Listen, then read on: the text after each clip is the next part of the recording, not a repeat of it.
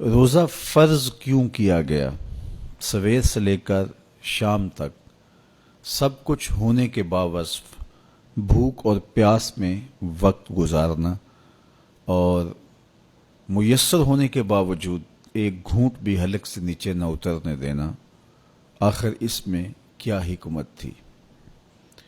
تو یہ بات اچھی طرح سے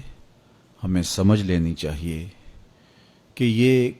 صرف کھانے پینے کو ترک کر دینا ہی نہیں ہے، بلکہ ان مقاصد جلیلہ کے حصول کے لیے روزہ رکھا جاتا ہے جو مومن کی زندگی کا مقصود ہے۔ اور اگر کوئی شخص کھانا پینا تو ترک کر دیتا ہے لیکن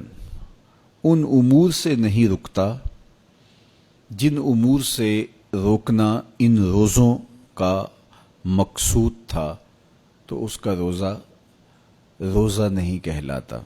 میرے اور آپ کے آقا و مولا حضور نبی رحمت صلی اللہ علیہ وآلہ وسلم نے ارشاد فرمایا، من لم یدع قول الزور والعمل به فلیس للہ حاجۃ فی ان یدع طعامہ و شرابہ۔ جس نے جھوٹ اور اس پر عمل کرنا نہ چھوڑا، جھوٹے کام ترک نہیں کیے، اس کا بھوکا اور پیاسا رہنا اللہ کو منظور نہیں۔ اللہ کو کوئی ضرورت نہیں کہ وہ بھوک اور پیاس کاٹے۔ روزے میں تو ان امور سے بھی روک دیا گیا جو امور عام زندگی میں جائز تھے، جو مشروع تھے، مباح تھے، لیکن روزے میں ان جائز مباح امور سے بھی منع کر دیا گیا۔ طیب اور طاہر کھانے، خوبصورت مشروب، ان سے روک دیا گیا۔ آپ آب زمزم بھی نہیں پی سکتے جبکہ وہ متبرک پانی ہے۔ شہر مدینہ میں بیٹھ کر شہر مدینہ کی پکی ہوئی کھجوریں بھی آپ نہیں لے سکتے، اس لیے کہ آپ روزے سے ہیں۔ تو روزے میں آپ کو متبرک چیزیں کھانے سے بھی روک دیا گیا، متبرک مشروب پینے سے بھی منع کر دیا گیا۔ تو مجھے بتائیے، جو رب آپ کو متبرک، مشروع اور پاکیزہ کھانوں سے بھی ایک مخصوص وقت کے لیے روک رہا ہے، تو جن امور سے عام زندگی میں شریعت اسلامیہ نے ہمیں منع کیا، ہمارے رب نے ہمیں منع کیا، تو اگر روزے کے دوران ہم وہ امور بجا لائیں تو پھر روزے کی مقصدیت حاصل نہیں ہوگی۔ تو اسی لیے فرمایا، جس نے جھوٹ اور جھوٹے کام نہیں چھوڑے، اس کے بھوکا اور پیاسا رہنے کی اللہ کو کوئی ضرورت نہیں ہے۔ تو وہ یہ چاہتا ہے کہ میرے بندے ان امور سے بھی جب رک جائیں گے جن امور سے عام زندگی میں نہیں روکا گیا، تو وہ لازمی طور پہ ان امور سے رکنے کی کوشش کریں گے جن امور سے اسے منع کیا گیا ہے۔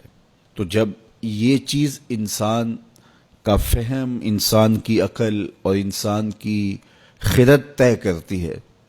تو پھر لامحالہ طور پہ رکنے کی عادت اس کے اندر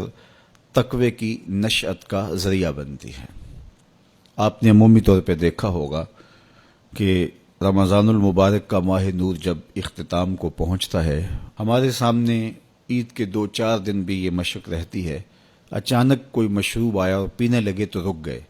وہ کہیں ہمارا روزہ تو نہیں، لیکن پھر خیال آتا نہیں ہم روزے تو نہیں ہیں، آج تو عید کا دن ہے، تو ہم پی لیتے ہیں۔ چونکہ پورا مہینہ دن بھر ہم مشروبات سے رکے رہے اور آج بھی دن کے اجالے میں ہمیں پانی دیا گیا تو ایک دم ہمیں جھجک پیدا ہوئی، لیکن پھر ہمیں یاد آیا کہ اب روزے بیت گئے ہیں اور میں روزے سے نہیں ہوں۔ تو جو چیز جائز اور مشروع تھی، ایک وقت کے لیے اس چیز سے بھی ہم رکے تو ہماری طبیعت کے اندر یہ ملکہ پیدا ہو گیا کہ ہم اس سے رکنے کا مزاج پیدا کر لیتے ہیں۔ تو اگر ہم ان امور سے رک جاتے ہیں جن کو شریعت اسلامیہ نے منع کیا ہوا ہے،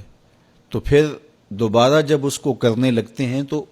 پھر ہمارا ہاتھ بھی رکے گا، اور پھر ہم مستقل اپنے ہاتھ کو روک سکتے ہیں کہ ہاں میاں، یہ روزے میں بھی چیزیں منع تھیں اور روزے کے بعد بھی یہ چیزیں ہمارے اوپر منع ہیں۔ تو ایک ملکہ پیدا ہو جائے گا ان امور منہیات سے رکنے کا، ان سے باز رہنے کا۔ تو گویا